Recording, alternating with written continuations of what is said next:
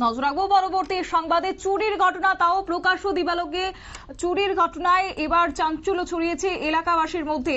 যে বিষয় জানা গেছে, তেলিয়ামুড়া থানার অন্তর্গত শান্তিনগর এলাকাতে দিনের বেলাতে রোমহর্ষক চুরির ঘটনা। এই চুরির ঘটনা সম্পর্কে তেলিয়ামুড়া থানার পুলিশের বক্তব্য হচ্ছে, শান্তিনগর এলাকায় শম্পা দত্ত পালের বাড়িতে দিনের বেলাতে চুরির ঘটনা সংঘটিত হয়েছে এবং বাড়ির লোকেদের অনুপস্থিতির সুযোগ নিয়ে দিনের বেলাতে এই চুরির খবর জানা গেছে। যদিও এই চুরির মধ্যে চোরের দল ঘরে থাকা 10 থেকে 12 ভরি স্বর্ণালংকার সহ 1 লক্ষ টাকা নিয়ে হাতিয়েছে বলে চোরের দল জানা গেছে। কি রয়েছে বিস্তারিত শুনুন।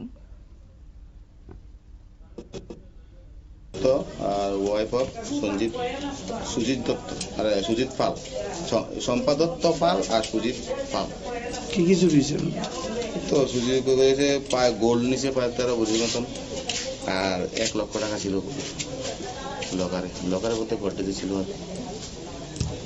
কি করবেন স্যার? মানে পুলিশের বক্তব্য আপনারা শুনলেন। তবে প্রশ্ন হচ্ছে যে দিনের বেলায় যদি শান্তিনগরের মতো জায়গা থেকে, যেখানে মাত্র 50 থেকে 70 মিটারের দূরে রয়েছে থানা, তাই সেই জায়গা থেকে যদি এই রকম ভাবে দিনের বেলাতে চুরির ঘটনা হয়, তাহলে সাধারণ মানুষ যাবে কোথায়? নিরাপত্তা নিয়ে একটা প্রশ্নচিহ্ন দেখা দিয়েছে। একই সঙ্গে স্থানীয় বাসিন্দাদের মধ্যে একটা অভিযোগ রয়েছে পুলিশের ভূমিকা নিয়ে। নিয়ে নিচ্ছে ছোট্ট একটি বিজ্ঞাপন বিরতি, সঙ্গে থাকুন।